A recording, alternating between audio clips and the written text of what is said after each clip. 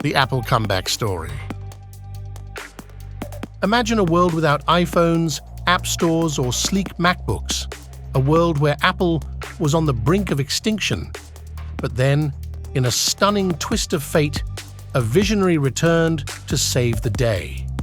This is the incredible story of Steve Jobs' epic comeback in 1997 and how it forever changed the tech world. Stick around because you won't believe the twists and turns of this roller coaster ride.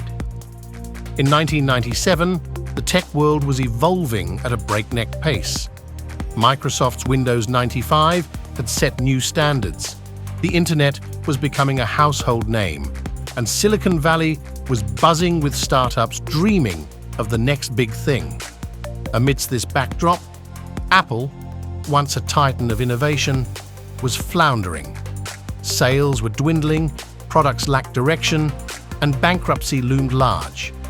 But in September of that year, a familiar face returned to the helm, and with him, he brought a vision that would not only rescue Apple, but redefine the tech industry.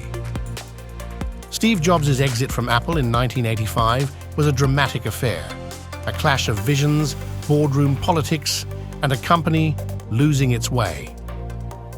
For over a decade, Jobs watched from the sidelines as Apple grappled with its identity, but by 1997, the company was in crisis. Enter Next, Jobs' ambitious venture post-Apple.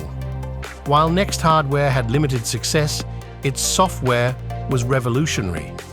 Apple, recognizing an opportunity, acquired Next for $429 million.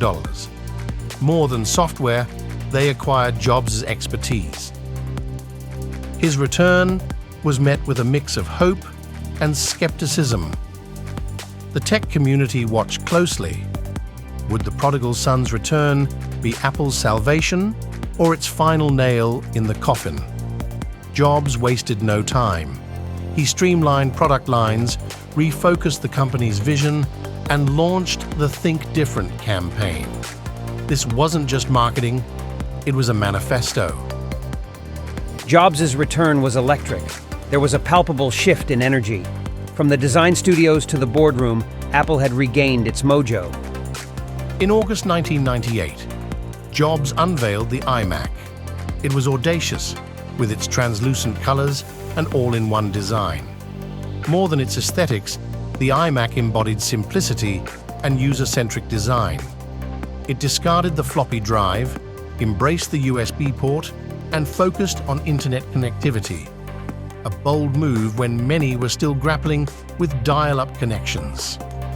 The iMac wasn't just a product, it was a declaration, a promise that Apple was back in the game. While the iMac was restoring Apple's reputation, Jobs was already looking ahead. The digital music landscape was fragmented. MP3 players were clunky, and digital music stores were non-existent or mired in piracy issues. Apple's solution was twofold: the iPod and iTunes. Launched in 2001, the iPod was a marvel. Its sleek design, intuitive interface, and vast storage capacity set it apart. But hardware was only half the equation. The iTunes Store, launched in 2003, provided a legitimate platform for digital music purchases. It was a symbiotic relationship that transformed the music industry. The iPod and iTunes didn't just change how we listened to music. They changed the music industry's business model. Jobs had once again anticipated a shift and positioned Apple at its forefront. In an era when tech companies were focused on digital spaces, Apple made a counterintuitive move. In 2001, they opened the first Apple Store. More than a retail space, it was an experiential hub. With its open layout, Genius Bar, and product demo areas, the Apple Store was designed to foster community and exploration. The Apple Store was a masterstroke. At a time when retail was becoming impersonal, Apple created spaces that celebrated human interaction. It wasn't just about selling products. It was about building relationships. By the mid-2000s, Apple had firmly re-established itself as a beacon of innovation. But in 2007, the company made an announcement that would once again shake the tech world to its core: the iPhone. Combining a phone, an iPod, and an internet communicator, the iPhone was unlike anything the world had seen. Its multi-touch interface, sleek design, and vast potential made it an instant sensation. The iPhone wasn't just a new product, it was a new category. It redefined what we expected from our phones and set a standard that every other company scrambled to meet. The App Store, launched in 2008, further amplified the iPhone's impact. By creating a platform for third-party developers, Apple fostered an ecosystem that transformed the iPhone from a device to a lifeline, connecting users to a world of apps that catered to every conceivable need. While the iPhone was still riding high, Apple introduced another game-changer in 2010, the iPad. Positioned between a phone and a laptop, the iPad carved out its own niche. Its larger screen made it ideal for media consumption, while its portability ensured it fit seamlessly into users' lives. Schools, businesses, and creatives quickly adopted the iPad, proving that tablets were not just a luxury, but a necessity. The iPad transformed classrooms. It allowed for interactive learning, bridging the gap between students and information in ways we hadn't imagined. Behind the scenes of Apple's product launches was a software evolution that was equally significant. macOS, built on the foundation of Next software, underwent a series of refinements. With each iteration, Apple moved closer to a seamless integration between its devices. Apple's software prowess is often overshadowed by its hardware, but it's the glue that binds the ecosystem. The integration between devices isn't just convenient, it's transformative.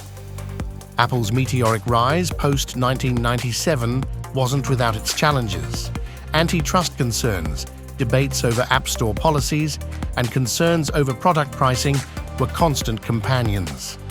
The company's decision to remove the headphone jack from the iPhone 7 was met with uproar, and its stance on user privacy put it at odds with law enforcement agencies. Apple's decisions, while sometimes divisive, underscore a company that's unafraid to prioritize its values. In an era of corporate ambivalence, Apple's clarity, for better or worse, sets it apart. Beyond the products and the profits, Apple's influence permeated culture. The iconic silhouette ads for the iPod became emblematic of a generation. The phrase, "There's an app for that," entered the lexicon, reflecting the App Store's ubiquity. Apple's product launches became global events, with fans and critics alike eagerly awaiting each announcement. Steve Jobs' passing in October 2011 marked the end of an era for Apple. The visionary behind the company's most transformative products was gone, and the tech world mourned the loss of one of its brightest stars. However, Apple's story didn't end there. Under the leadership of Tim Cook, the company continued to innovate, introducing products like the Apple Watch, AirPods, and the HomePod. While Jobs was the visionary, Cook is the executor.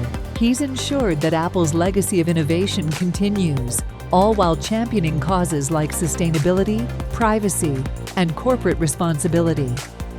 Recognizing the evolving tech landscape, Apple began diversifying its portfolio. Beyond hardware, the company ventured into services, introducing platforms like Apple Music, Apple TV Plus, Apple Arcade, and Apple News Plus. These services not only provided new revenue streams, but also deepened user engagement within the Apple ecosystem. Apple's move into services is strategic.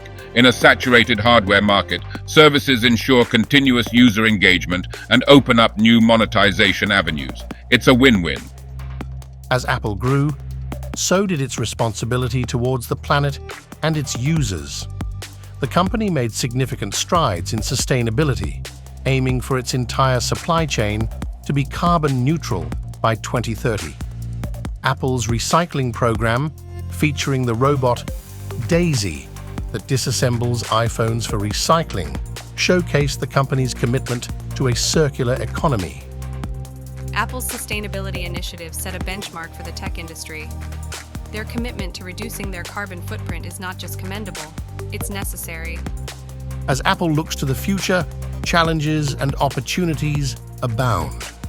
The tech landscape is more competitive than ever, with companies like Google, Amazon, and Microsoft vying for market dominance. Innovations in augmented reality, artificial intelligence, and quantum computing present new frontiers for exploration. Apple's strength lies in its ability to anticipate shifts and adapt. Whether it's the rise of wearables or the potential of augmented reality, Apple is already laying the groundwork for the next tech revolution. In conclusion, from its humble beginnings in a garage in Los Altos to its position as a global tech behemoth, Apple's journey is a testament to the power of vision, resilience, and innovation. Steve Jobs' return to Apple in 1997 wasn't just a corporate reshuffle, it was a defining moment in tech history. The people who are crazy enough to think they can change the world are the ones who do.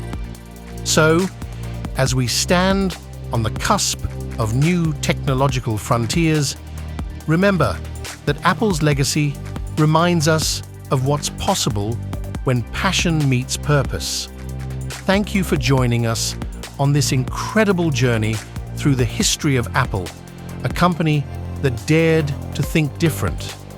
Thank you for watching this episode of Digital Days, where we bring you a fresh take and an incisive look at the latest technology news, trends, and innovations that affect us all. If you want to stay tuned for the latest developments in the tech industry, be sure to hit that subscribe button and ring the notification bell so you never miss an episode.